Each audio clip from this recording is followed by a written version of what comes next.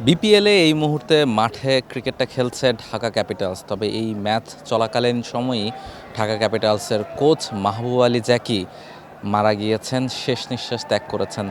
Match শুরুর ঠিক কিছুক্ষণ আগেই তিনি আসলে হৃদরোগে আক্রান্ত হন। টসের ঠিক পরপর এই মাঠে প্র্যাকটিস চলাকালীন সময়ে যখন ঢাকা ক্যাপিটালসের ক্রিকেটাররা প্র্যাকটিস করছিলেন, সেই সময় তিনি হঠাৎ অসুস্থ হয়ে পড়েন, হৃদরোগে আক্রান্ত হন এবং তারপরেই কিন্তু তাকে মাঠে সিপিআর দেয়া হয় এবং সেখান থেকে তাকে সিলেটের স্থানীয় একটি হসপিটালে তাকে স্থানান্তর করা হয়। সেখানে নিয়ে যাওয়া হয় এবং সেখানে নিয়ে গেলে ডাক্তাররা আসলে তাকে মৃত ঘোষণা করেন এবং তিনি যে শেষ নিঃশ্বাস ত্যাগ করেছেন সেটা আসলে তারা নিশ্চিত করেছেন।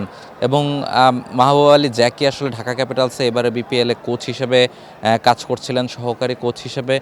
এছাড়াও কিন্তু কোচিং ক্যারিয়ারে লোকাল একজন কোচ হিসেবে বর্ণাঢ্য ক্যারিয়ার তার রয়েছিল এবং তিনি দীর্ঘ সময় ধরে বাংলাদেশের পেসারদের নিয়ে কাজ করছেন। তাসকিন আহমেদের যে ফিরে আসা 2019 ওয়ার্ল্ড কাপের পর, সেই সময় তিনি যেই প্রসেসটা মেনটেন করেছিলেন, নিজেকে নতুন করে পরিচয় করিয়ে দিতে যেভাবে কঠোর পরিশ্রম করেছিলেন, সেই জায়গায় কিন্তু তার টেকনিক্যাল দিকগুলোতে একটা বড় অবদান রেখেছিলেন এই মাহবুব আলী জ্যাকি। এবং তিনি তাসকিনকে নিয়ে তার প্র্যাকটিস সেশনগুলো, তার যে ট্রেনিং সেশনগুলো, প্রোগ্রামগুলো, সেগুলো তিনি সাজিয়েছিলেন। ফলে তাসকিন আহমেদ কিন্তু এখনও তার কথা প্রায়শই বলে থাকেন এবং সেই মাহবুব আলী জ্যাকি এরপরে বিভিন্ন লোকাল পেসার যারা রয়েছেন তাদেরকে নিয়ে কাজ করেছেন।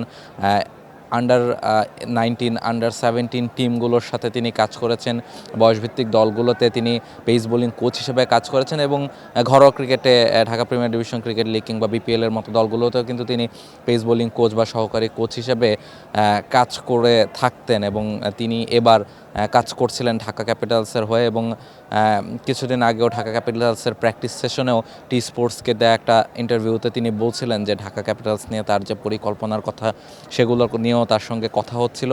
এবং তার ঠিক কয়েকদিন পরে আজকে ঢাকা ক্যাপিটালস তাদের প্রথম ম্যাচটা খেলতে মাঠে নেমেছে এবং সেই ম্যাচেই মাঠে নামার ঠিক আগ মুহূর্তে আসলে তিনি অসুস্থ হয়ে যান, হৃদরোগে আক্রান্ত হন এবং মাঠেই তাকে আসলে কিছুক্ষণ সিপিআর দেওয়া হয়। এরপর হসপিটালে নেওয়া হলে আসলে তাকে ডক্টররা মৃত ঘোষণা করেন এবং তিনি আসলে আর কখনো হয়তো বা এই মাঠটায় ফিরবেন না। তবে তিনি প্লেয়ারদের মধ্যে যে ছাপ বা তার যে অবদান বাংলাদেশের ক্রিকেটে তিনি রেখে গেছেন, সেটা নিশ্চয়ই বাংলাদেশের ক্রিকেট বা বাংলাদেশের ক্রিকেট প্লেয়াররা, তাসকিন আহমেদের মতো আরও অসংখ্য এমন পেসার, অসংখ্য ক্রিকেটার রয়েছেন যারা হয়তো বা মাহবুব আলী জ্যাকিকে আজীবন মনে রাখবে। বাংলাদেশ ক্রিকেটও মাহবুব আলী জ্যাকিকে আজীবন মনে রাখবে।